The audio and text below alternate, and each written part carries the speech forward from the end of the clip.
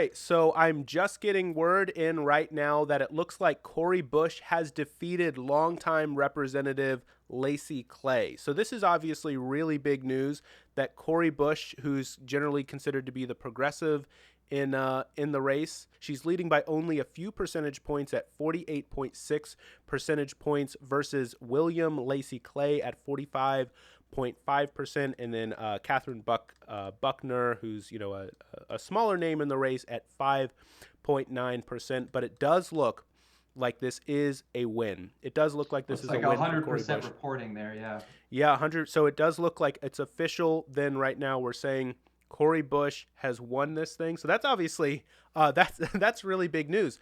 I mean, this seems to go along with a lot of the other things that we've seen when it comes to progressives winning. Like, it may be difficult to win the first time, but then maybe you try again and you're able to Right. win a second time. We've seen a few examples of that now. Yeah. Yeah, we've seen that, and it seems like it's a good approach. It's kind of a hard way to go about things, right? It's a lot of work, but it seems like it's an effective way to move forward. Yeah, so we'll have to see whether or not Jessica Cisnero follows suit in Texas. We'll have to. I'd love to see her run again. I was a big fan of her campaign last time around, and I think that she'd have a pretty decent shot of pulling it out next time as well. Especially, the particular challenger, particular person, the incumbent who Jessica Cisnero was running against was, someone who was a bit more on the anti-abortion side of things, and so he found himself enemies with, Emily's List and people who may be generally considered to be on the more centrist side of the Democratic Party. She really stood out as one of the major activists in the Black Lives Matter movement after Ferguson, and then indeed after again, when it came to George Floyd. So this is really exciting news to see Cori Bush pulling it out here. Let's take a look at some of the stories about it. See if there's anything interesting that they're talking about here. So this is here on the New York Times. Cori Bush defeats William Lacy Clay, who, by the way, was a long-time, basically dynasty incumbent. Like, I think that his father, or I'm pretty sure it was his father, had been in the seat before him, and so it was like something like almost 60 years in that particular seat, run by one family. And so to see Cori Bush pull this out, again, a massive upset. So this is the subline there for the New York Times article. The upset of the veteran congressman from St. Louis sent tremors through the Democratic establishment in Missouri and in Washington, D.C. Wow, that is a headline.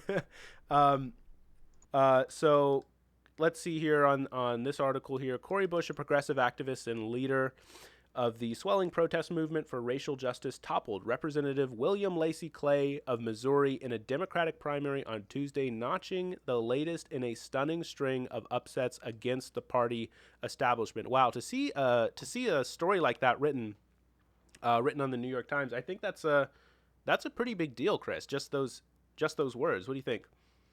Yeah, I would agree. I mean, the progressives, I mean, this, you hear a lot more people talking about progressive ideals and progressive candidates. It's definitely gaining momentum. It's gaining stream, and I think that's because that's what the younger generation seems to be more interested in. So I think we're just going to see this movement growing.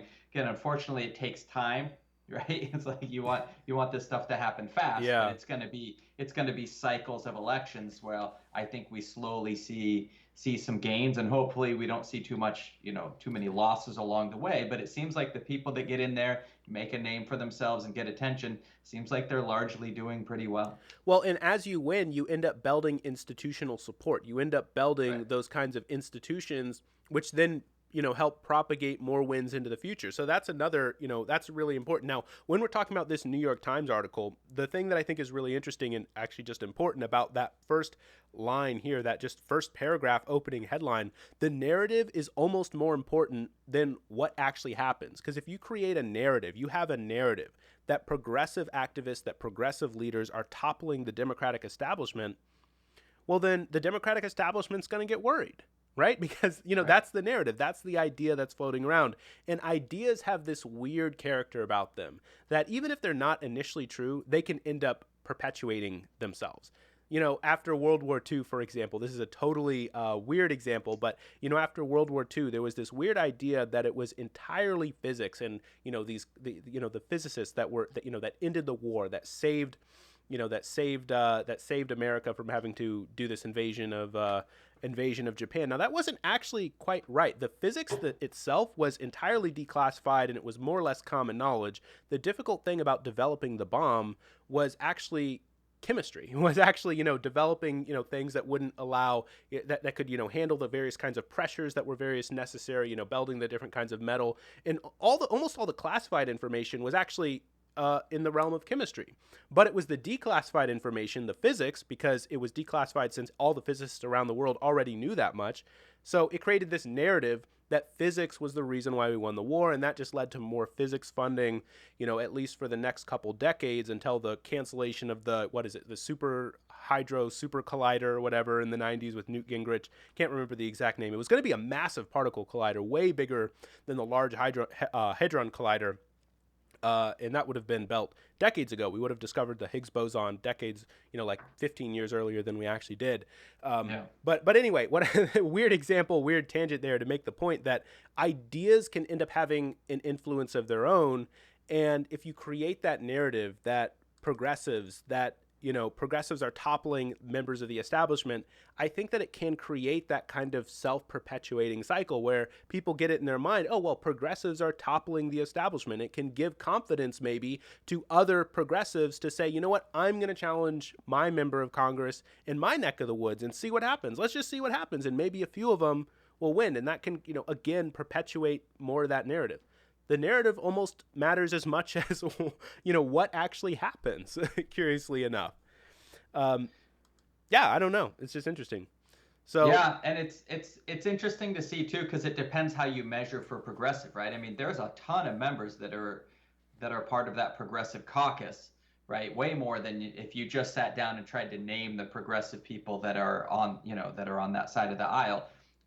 There's a whole bunch of people that are in that caucus, so it kind of it's like, well, what do we really consider to be the progressives, right? Are they the ones that say they're progressive? There's different ways that we could go through and I guess measure that. But yeah, it's good that it's spreading and more of them consider themselves to be progressive and part of the progressive caucus and so on.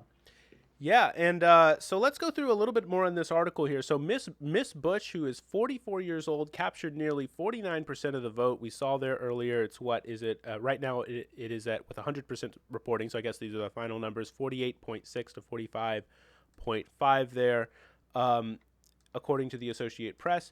So a decent win, but it was still pretty close. So she had tried and failed to unseat Mr. Clay in 2018, but this year rode a surge of support for more liberal, confrontational politics within the Democratic Party amid the coronavirus pandemic and national outcry over festering racial inequalities. That's actually interesting, Chris. Do you think that the George Floyd protest possibly played a role in her win? I mean, we saw a similar thing happen when it came to Mondaire Jones, when it came to Jamal Bowman, people arguing that those progressives really benefited from the Black Lives Matter protests, that they saw that kind of surge from it, that people were like, you know what, I think these grievances are legitimate. I'm going to pay attention to this a little bit more. I'm going to educate myself, learn a little bit more.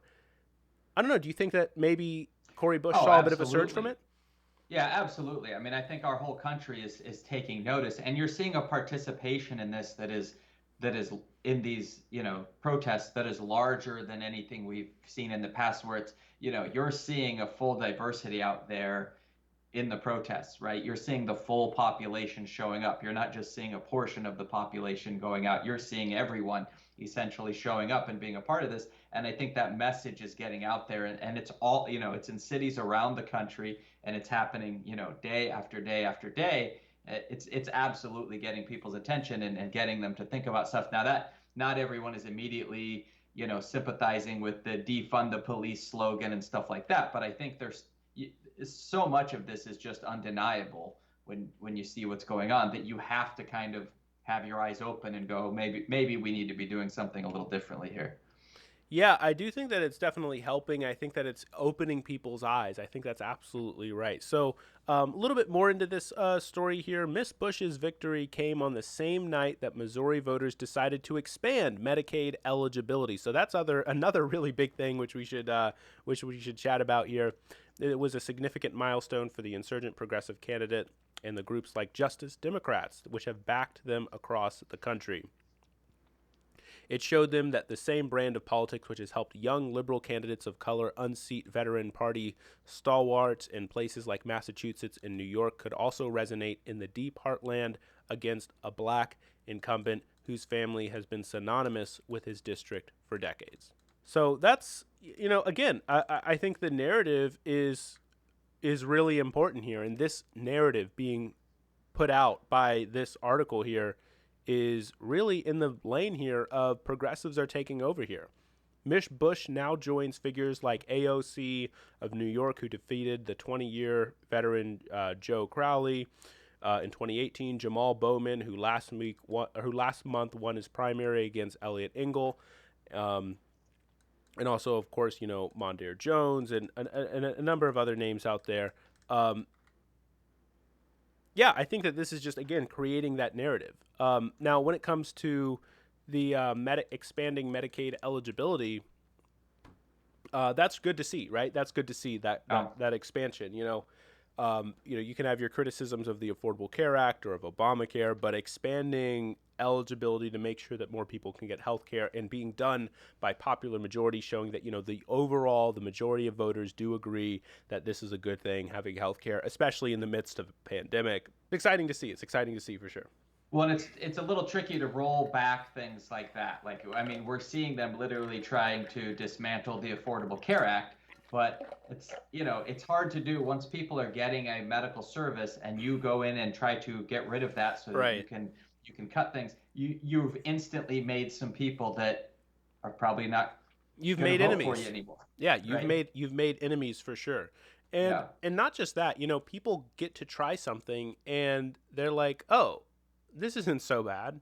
Yeah, the world didn't I end. actually like this." Right? The world didn't end. The sky didn't start falling apart.